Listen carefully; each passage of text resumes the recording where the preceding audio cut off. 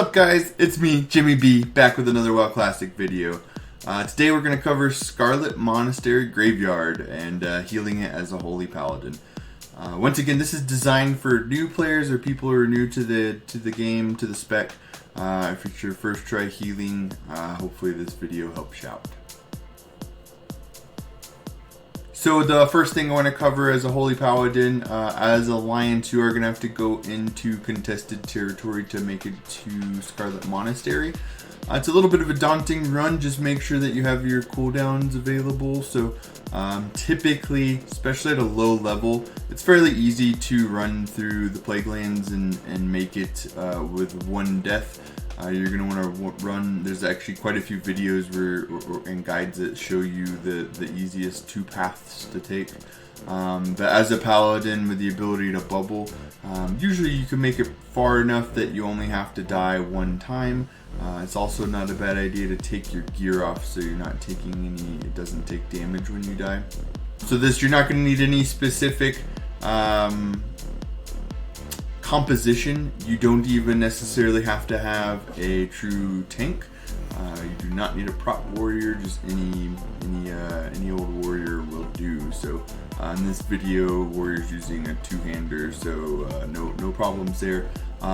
Graveyard's going to be level 29 to 33 is typically what's recommended.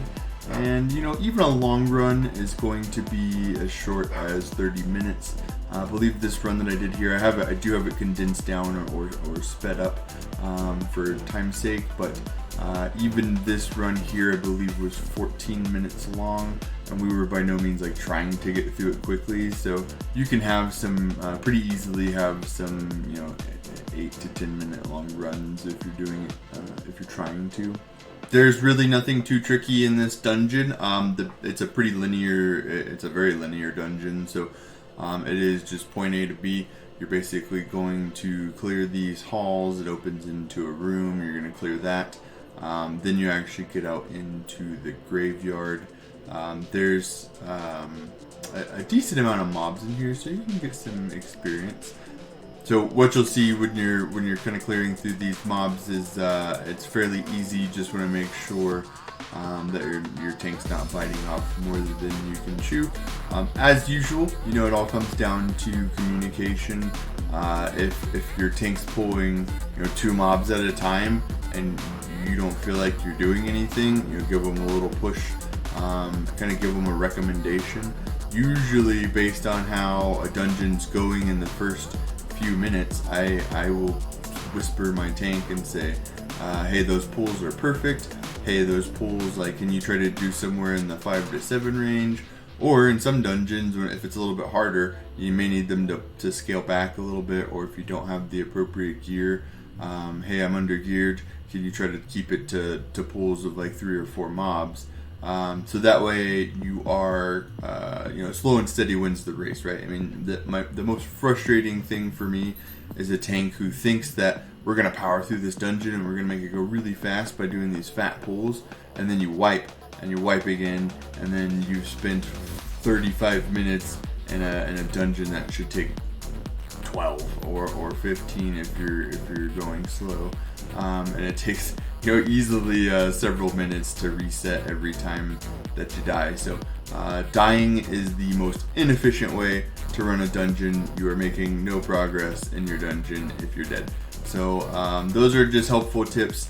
Try to find, my other big tip is I always make sure if I have a really good run with a tank, it's a successful run, we can communicate together and it's fun. I always add them to my friends list, and I always put a note on there. I actually do the same thing if it's a bad tank, so I just like to be able to remember who I've played with.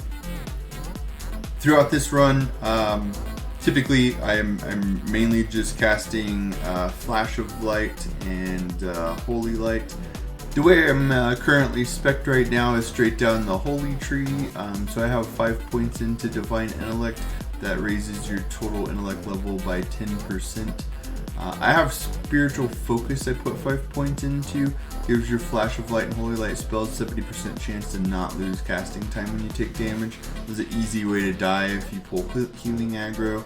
If you're in the open world and accidentally pull a mob and you can't get that heal off because of pushback. It's a super easy way to die. 3 points into Healing Light. It's going to increase the amount healed by your Holy Light and Flash of Light spells by 12%. That to me is very, very important.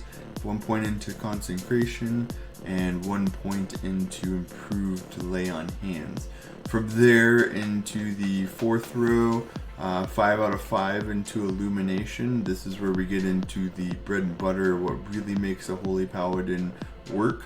After getting a critical effect from your Flash of Light, Holy Light, or Holy Shock spell, it gives you a 100% chance, when you have 5 out of 5 points put into it, gives you a 100% chance to gain the mana equal to the base cost of the spell. So the one thing to keep in mind is you do have to have the mana to cast it.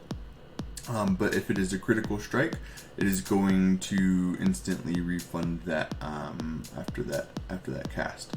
And then here you will see me using Divine Favor. That is the 5th row down that you get that at level 30. When activated, gives your next Flash of Light, Holy Light, or Holy Shock spell a 100% critical effect chance. So basically you get a crit on demand at every 2 minutes. And then my advice to you is try to use that. Make sure that you're using that every 2 minutes. If you know that there's a boss fight coming up, save it for that boss fight. And then the way that I use that is you should be using your most expensive healing spell. So if you've downranked any healing spells, I always keep the top rank Holy Light on my bar, and I know that I'm going to get a refund for it. So what I will do, and you see me do it a couple of times in this video, is I will purposefully let the tank drop pretty low, below that 50% mark, and then around 50%, maybe 45% is where I'm going to cast Divine Favor, and then begin casting my Holy Light. And then you've started off basically your first huge heal completely free.